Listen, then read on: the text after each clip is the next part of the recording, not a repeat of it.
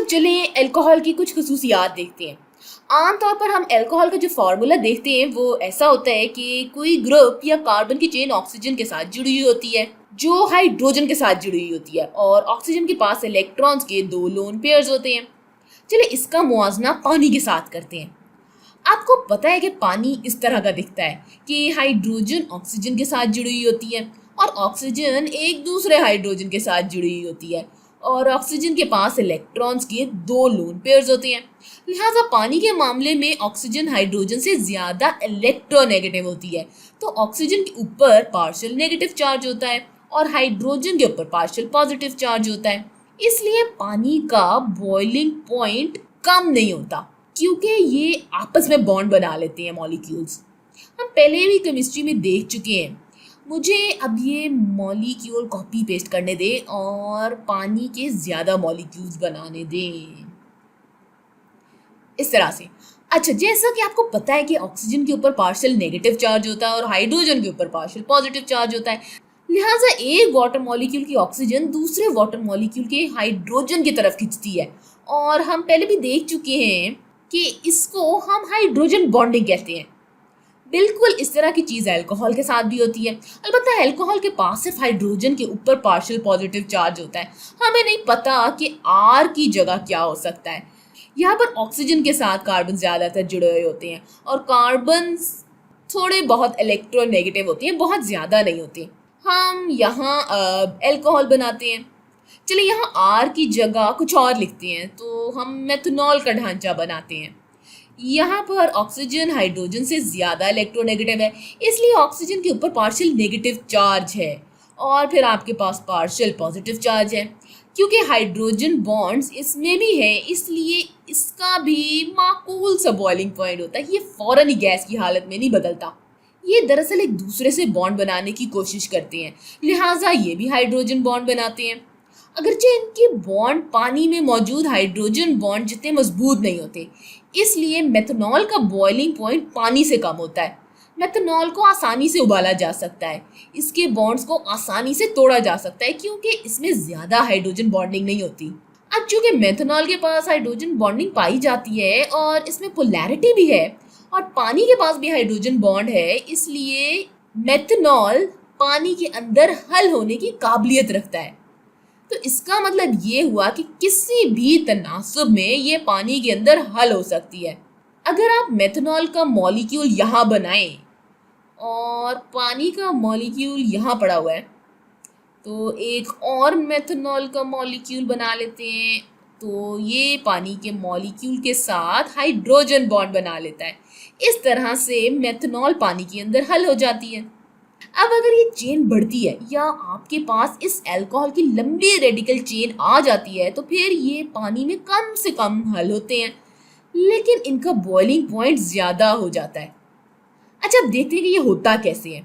तो अब अगर मेरे पास ब्यूटानॉल है और ब्यूटानॉल के पास हम जानते हैं कि 4 कार्बन होते हैं, तो हम इसको ऐसे लिख सकते हैं। अब अगर हमारे पास ऐसी सूरत हाल आती है तो ऑक्सीजन के ऊपर इलेक्ट्रॉन के लोन पेयर होने की वजह से पार्शियल नेगेटिव चार्ज आ जाता है। हाइड्रोजन के ऊपर अभी तक पार्शियल पॉजिटिव चार्ज होगा, इसमें कोई पोलैरिटी नहीं है। लिहाजा अल्कोहल का ये हिस्सा पानी में हल नहीं होगा और ये इस हिस्से को पानी में हल नहीं होने देगा, लेकिन ये फिर भी किसी हद तक पानी में हल हो जाएगा। ये ऑक्सीजन पानी के साथ थोड़ा बहुत हाइड्रोजन बॉन्ड बना लेगी, लेकिन ये जो हिस्सा है ये पानी में बिल्कुल हल नहीं होना चाहता क्योंकि ये नॉन पोलर है। लिहाजा ब्यूटानॉल पानी में किसी हद तक हल हो जाएगा।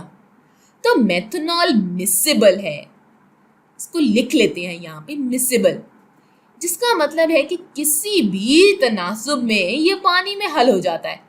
लिहाजा मुझे फिक्र नहीं कि कितने फीसद मेथनॉल है और कितने फीसद पानी है, मेथनॉल किसी भी तनासुब में पानी में हल हो जाएगा। अब अगर आप ब्यूटानॉल की तरफ देखते हैं तो ये पानी में हल हो सकता है, लेकिन किसी हद तक। अगर आपके पास 1 टन ब्यूटानॉल है तो कुछ हिस्सा इसमें से पानी में हल नहीं होगा, इसलिए ये सॉल्यूबल कहलाता है। मतलब ब्यूटानॉल पानी में सॉल्यूबल है लेकिन मिसिबल नहीं है। अगर आपके पास एकदम बहुत ज़्यादा ब्यूटानॉल आ जाए तो इसमें से कुछ हिस्सा दरअसल पानी में हल नहीं होगा। अगर ये चेन डेकनॉल की होती या इससे भी लंबी कार्बन की चेन होती तो ये बिल्कुल भी पानी में हल ना होती। अब अल्कोहल के पास हाइड्रोजन बॉन्ड होने की वजह से कम नहीं तो माकूल बॉइलिंग पॉइंट है, लेकिन ये जो लंबी कार्बन की चेन है इनमें हाइड्रोजन बॉन्ड कम है, लिहाजा इनके बॉइलिंग पॉइंट कम होंगे। लेकिन दर हकीकत जितनी चेन लंबी होती जाती है इतना ही इसका बॉइलिंग पॉइंट बढ़ता चला जाता है, और इसकी वजह ये हो सकती है कि ये चेन एक दूसरे पर असर डालती हैं। तो अल्कोहल में जितनी लंबी आर चेन होगी इतना ज़्यादा इसका बॉइलिंग पॉइंट होगा, लिहाजा इनको तोड़ने के लिए सिस्टम का दर्जा हरारत ज़्यादा करना पड़ेगा। अब इधर एक और ब्यूटेनॉल मॉलिक्यूल है, और इन दो ब्यूटेनॉल मॉलिक्यूल्स के दरमियान लंदन डिस्पर्शन फोर्सेस पाई जाती हैं, जो कि वैन डर वाल फोर्सेस का एक सबसेट है। इनमें से एक आर्जी तौर पर पार्शियल नेगेटिव चार्ज ले लेता है। अच्छा, ये दरअसल इलेक्ट्रॉन की हरकत की वजह से हो सकता है कि मॉलिक्यूल के इस तरफ अचानक ज्यादा सारे इलेक्ट्रॉन्स हरकत कर रहे हों, इसलिए इस पर पार्शियल नेगेटिव चार्ज आ गया, और इसी वजह से इस वाले हिस्से में इलेक्ट्रॉन्स की कमी हो गई, तो इस कार्बन पर पार्शियल पॉजिटिव चार्ज आ जाता है। तो यहाँ पर बहुत आर्जी इंटरैक्शन होती है, ये बहुत कमज़ोर ताकत होती है, हाइड्रोजन बॉन्ड से कहीं ज़्यादा कमज़ोर। लेकिन जैसे ही ये चेन लंबी से लंबी होती जाती है और ये मुमकिना तौर पर एक दूसरे के बहुत करीब आते जाती हैं, तो फिर ये लंदन डिस्पर्शन या वैन डर वाल फोर्सेस आगे बढ़ती जाती हैं। लिहाजा आप देख सकते हैं कि जितनी लंबी कार्बन चेन होगी इतना ही ज़्यादा ये एक दूसरे पर असर रखेंगी, और इनको तोड़ना मुश्किल होता जाएगा, और इनके बॉइलिंग पॉइंट भी ज़्यादा होते जाएंगे। लिहाजा अल्कोहल की खसूसियात में ये दो बड़े नुक्ते थे कि ख़ास तौर पर छोटी चेन वाले अल्कोहल पानी में हल हो सकते हैं, और बहुत छोटे वाले मुकम्मल तौर पर हल हो सकते हैं।